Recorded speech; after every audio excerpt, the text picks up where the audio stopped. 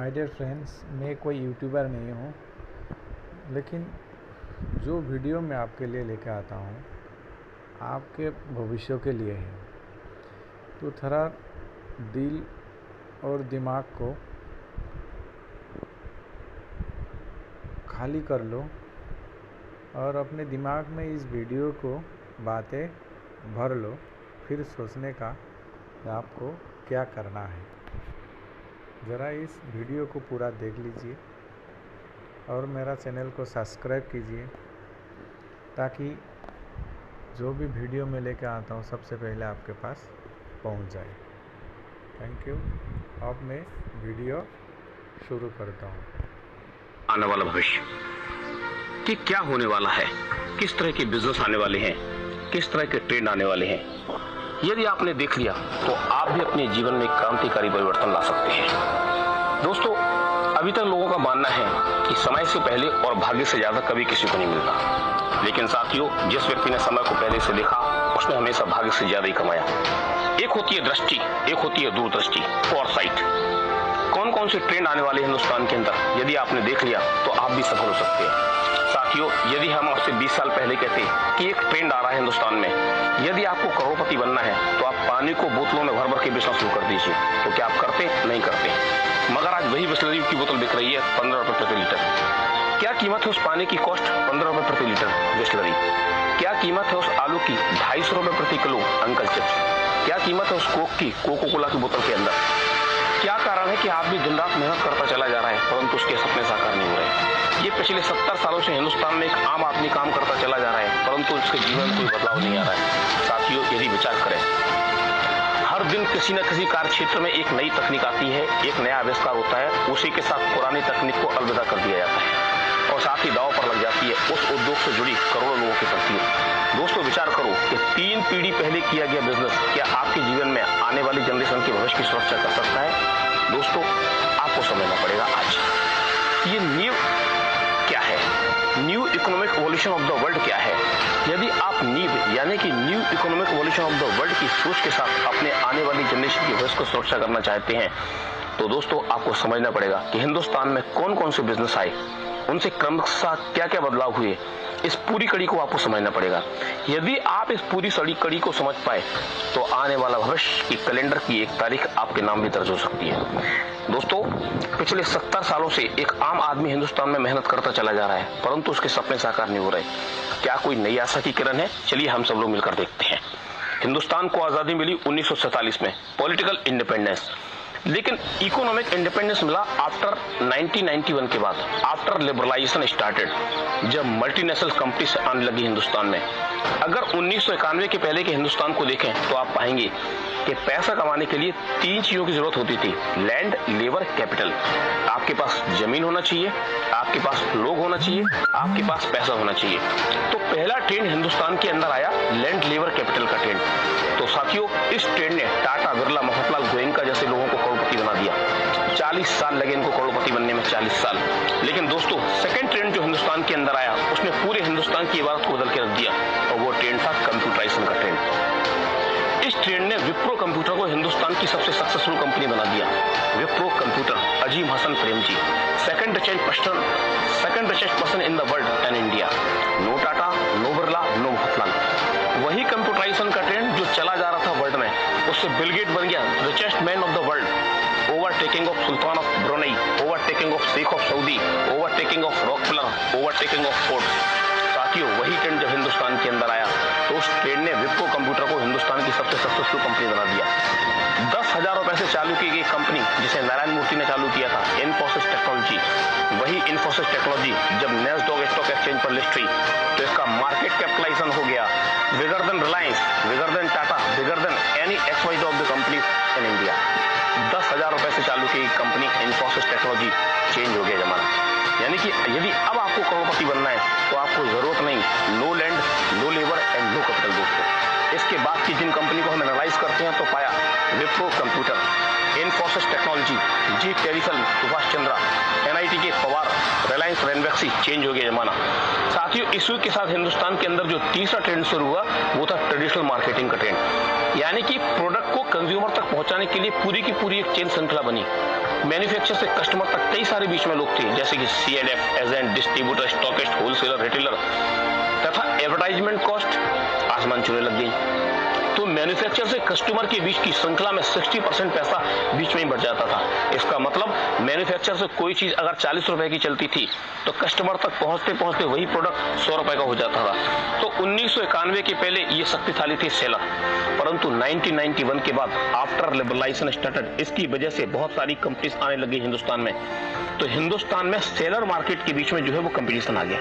So the seller market 1995 के बाद यदि हम एनालाइज करते हैं तो जो मार्केट है फ्रॉम सेलर मार्केट वो हो गया वायर मार्केट। जिसका मतलब पहले सेलर जो था वो मजबूत था।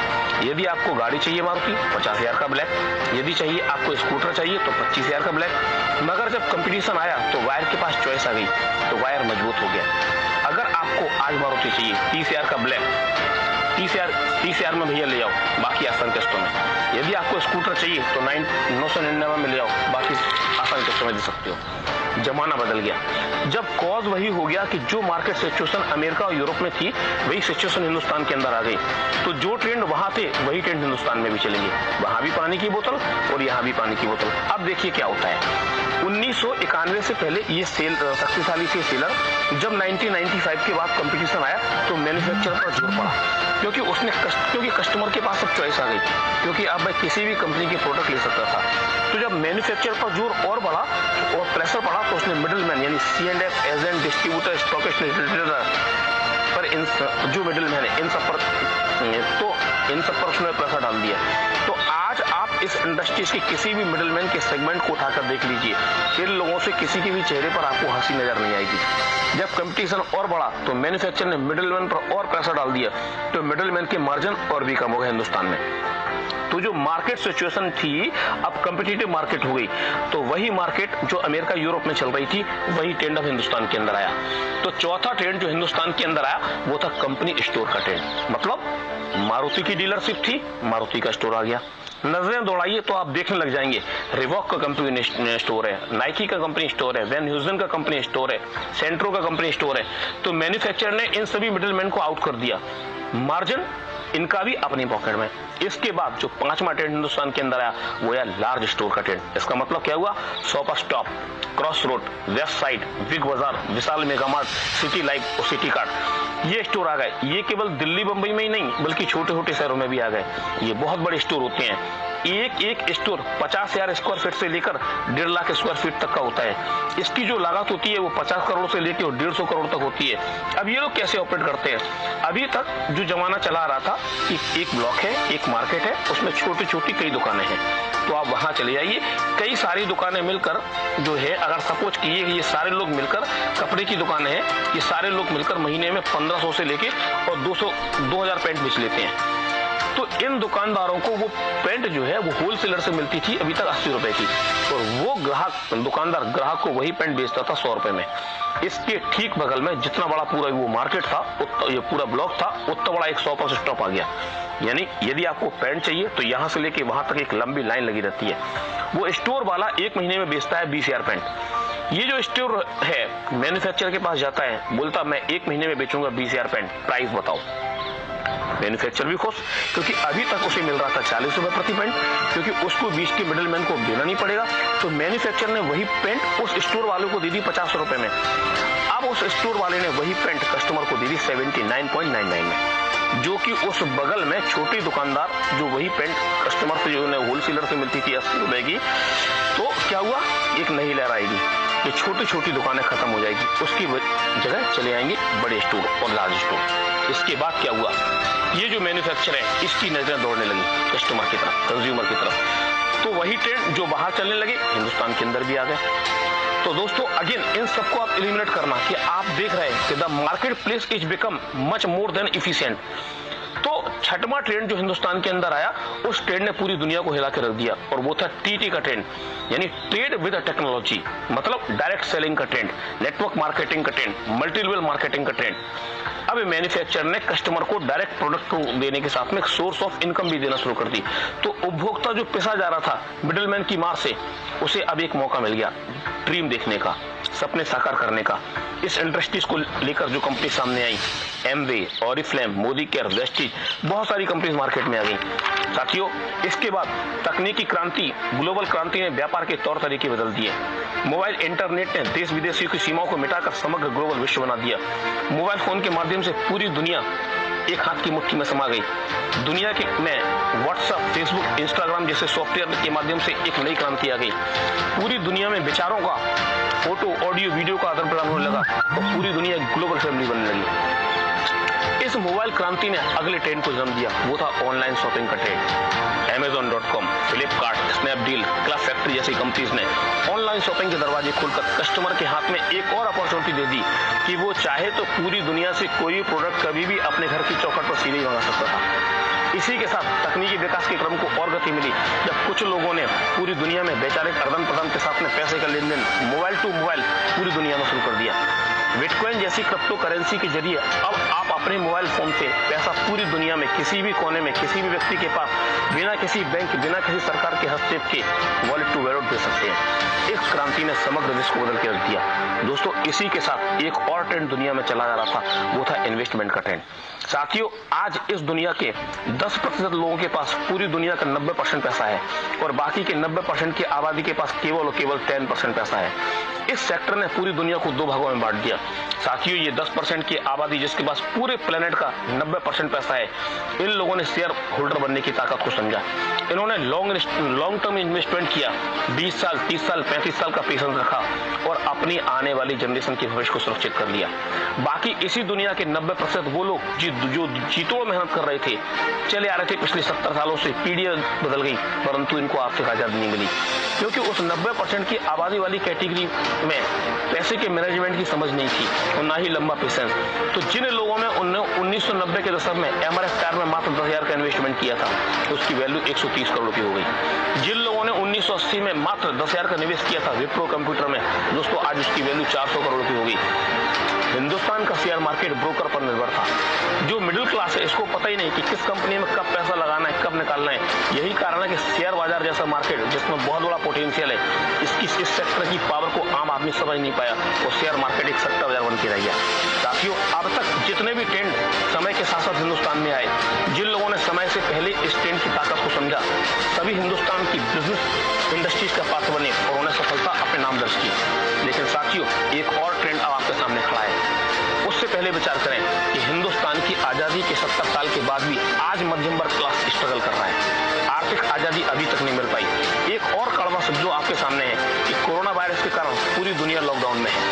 भारत में मार्च 2020 में लॉकडाउन शुरू हुआ तो अर्थव्यवस्था रुक गई।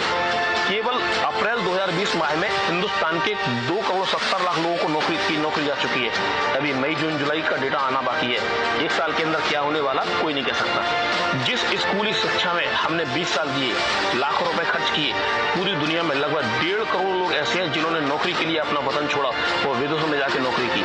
आज उन्हें पता नहीं है कि लॉकडाउन खुलने के बाद जिस संस्था में वो काम कर रहे हैं, वो संस्था बचेगी या नहीं। उन्हें वापस अपने वतन के लिए आने पड़ रहा है। इन सभी बातों को ध्यान में रखते हुए अब हमें निर्णय लेना है।